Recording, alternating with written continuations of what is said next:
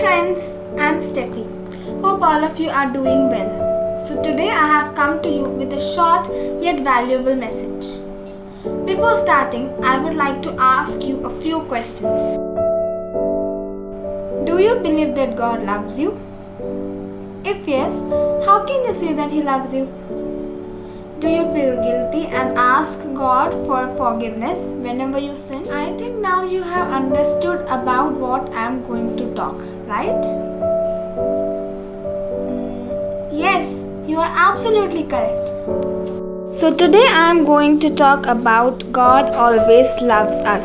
Well, you will get the answers for the questions which I had asked you earlier from the story which I am going to tell you now. Jesus has already narrated and explained so many parables through the Bible about this topic. So today I thought that I will take a short story from our daily life, especially we the children, for my today's video. There was a boy named Tommy. Once Tommy stole some money from his father's wallet so that he could buy some chocolates which he loved eating. However, after he bought them, he found he could not really enjoy them because he knew what he did was wrong. Over the next few days, he was feeling guilty and unhappy. He decided it was time to confess what he did to his father and that he would also return the money that he stole to his father from his pocket money. Tommy went to his father with lots of fear and told him what he did. He promised his father that he would never steal again and asked for a proper punishment.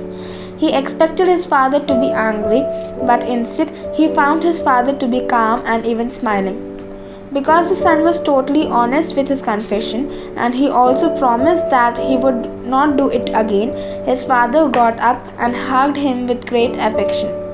Tommy was very surprised as he had not expected this. He felt so happy after this incident. In this story, we can compare Tommy as we the sinners and Tommy's father as our Lord the God. Just as Tommy felt guilty for his wrongdoings, similarly we also should feel sorry for our sins.